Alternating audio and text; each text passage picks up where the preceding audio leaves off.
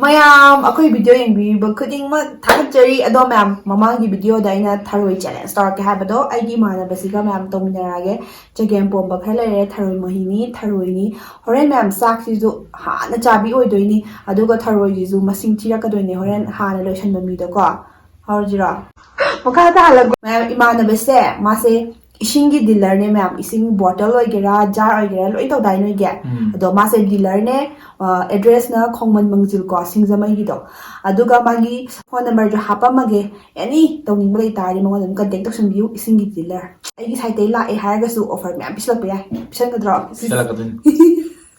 Ada mayam sa or ge hawse challenge mayam challenge winner na mathangi video da kong nabi se hawsa masana kya ma yauriba asengba sale oinasu phangba yaba melbet amu pudo lakchare haribasi sport expert oiragasu masidaisida numinumti khudingi achawna win oibasu yar melbet haba masana study experience ki kachu dargar ta kanagumba amana sanaraga hekta win oibasu yar duga paisa haptin gi Google Pay phone pay am hekta dagi dum tawba yar duga numti numit khudingi bonus kya amasu phangba yari 24/7 support chu leijagani bonus phangnabagi damakta adomna changba matamda aigi promo code asi sisnabi pachahumna nifu muk phangba yabagi khutong tabse esen kapta changbiraga pachahum hapiraga 40% amasu cashback laigani aduga nifu muk phangbai khutong tabse dun hariba mayam se comment section da pin tawduna thamjaramage promo code to mayam sisnabiraga hawja Hawraji 1 2 3 gabti hawa jar mari singa thaki nam aidina ai handa ki mari sakhom da ya oiba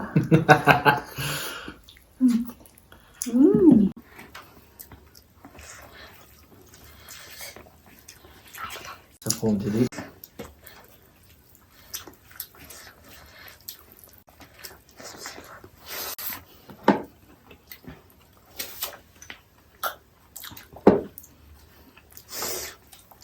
Jangan. Awak ni. Ini halnya ni.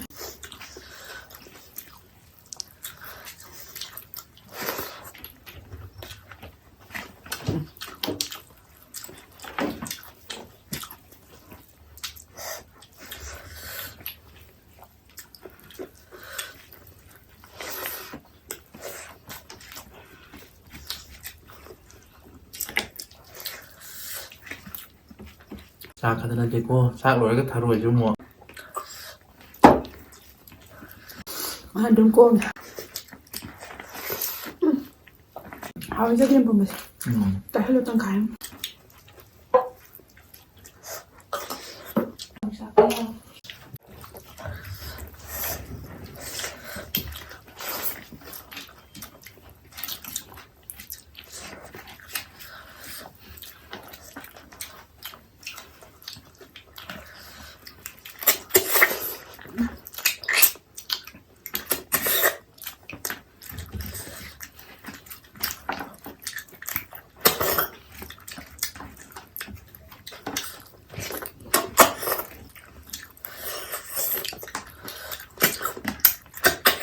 Makanya.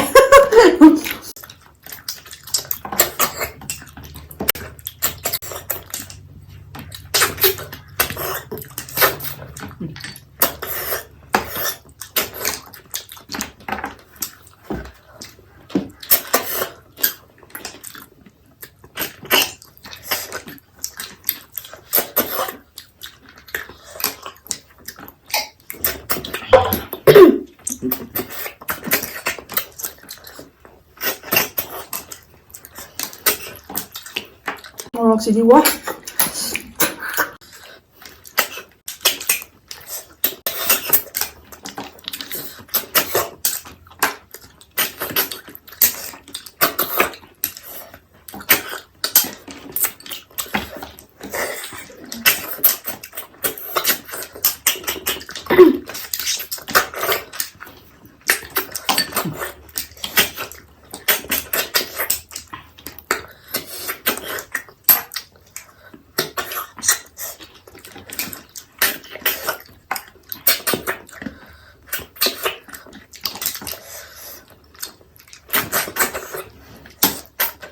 Làm mấy rồi chụp ra tầm sao?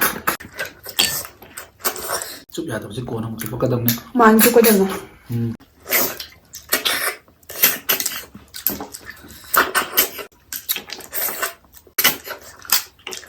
Nang có ra hết rồi. Nang đi ra hết rồi bạn. Cảm ơn ông. Sẽ kiếm một giờ.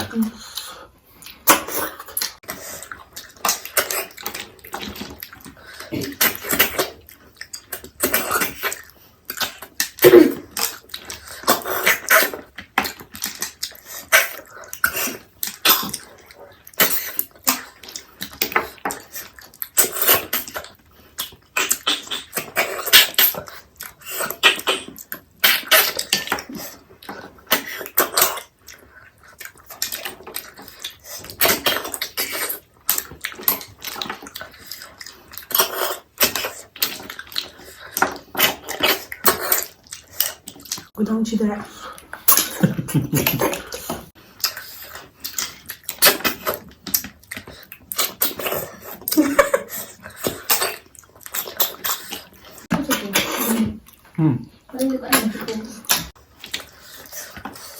Macam ni.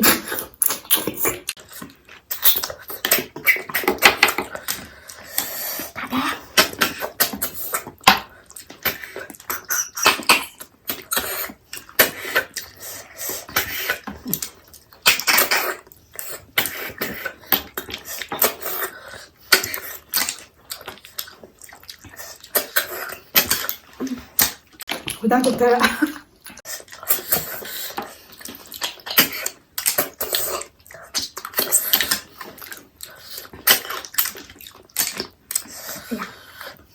Buổi đây các bạn ăn có gọi anh em vậy.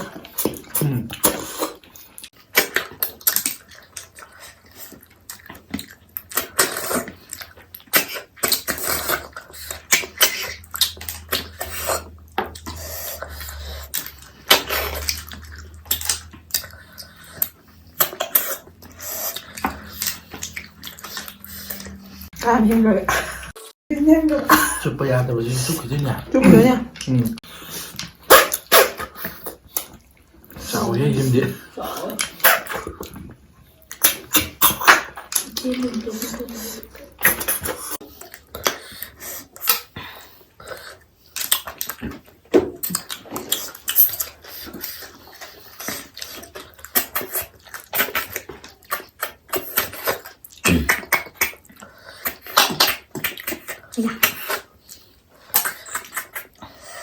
Nhà mua bài ta.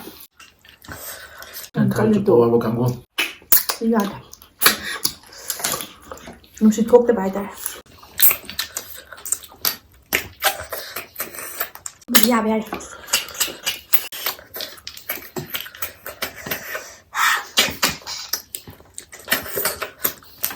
Mấy đi chơi. Xí em mua lọ nè, xin thêm đây không? Em tốt rồi Chụp bây bạn. giờ đây. Vâng, sao lại thằng em nấu mai hả? Chụp bây giờ đây. Mẹ đồ đi bên em mà xin xin đồ ra. Đừng nó mẹ nhảm rồi tọ. Đừng thế nhảm rồi. Ây da, anh thế nhảm mà nó gọi em không được. Đâu đi nha. À thế mà nè. Xem đi, chi bây giờ cần nhai đấy. Dạ đây.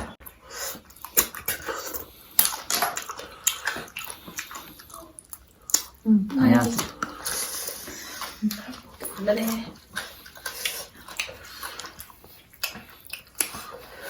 Anh bắt được bài ta. 야, 나 이제 홈해야 돼. 나 이거 해야 돼. 이거. 이거요? 해야 돼. 봐봐. 홈 여기 아마 떠야 돼. Em Tharoi thì cầm chiến đấu vào đây bạn. Đúng rồi. một cái sắp ra là Cho đi cái sai chặt. đi Anh chặt ra đây bạn. một chặt ra đi. Em xin sẽ anh này này em super đi man gì bên này. Ada mesin tina à vậy. Saya nói nó không. Vậy anh là thì năng chỉ rồi à.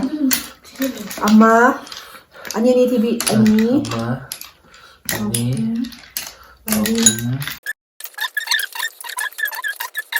Tapi kan ba. Đây thôi, tròn rồi.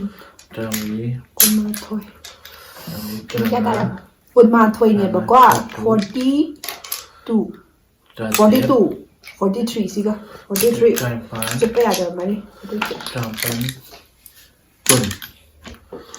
pun 21 người ta đi 42 43 Kawai na yun ma'am. Kaya na ba ang tanong 43 ay chupa yada ba budi marine. Nani na kaya. Chupa yada ba ama ani ohum mari mga taluk taret. Chupa yada ba taret. At chupa na ni ko. At chupa na di do sala. Do sala ma'am kawai na ay sa nga hawa hay di 타자다 만 남이 어디 만 봐야 되네. 가만히 좀 있어 봐. 파이는 아두나 애나 갈래 봐. 하이디 아이디 싸기 마마래 봐. 아이디 소원데 봐. 생각이 딩디 칸이 많이 안 내나 나나가 싸가 떨어오네. 남 드로 잣래. 파스위나르도나 공나세 하이버니 봐가. 아도 마탕 비디오다디 Amo pula kong minani. makata halagpado. Makata halagpado dahil na. Aduga imanabi butorani. Imanabi butorani. Ado yam nungayan challenge tawbase sumayam challenge tawjaning ba tayo na mi leitabe tawbane may challenge tawbati pang gazani. Ado di ma'am ako'y video location jarage. Ado kanana first ta hanin ma'am comment awira mo. Habili draw di chat crib ko. First ta hanin mo do comment awira mo. Ado matang video teknarse ado nga ma'am isingi habado ma'am dilarni masamak ta dum call to shin view. Ado duga no order daw bibayagani video location jarage matang video teknarse.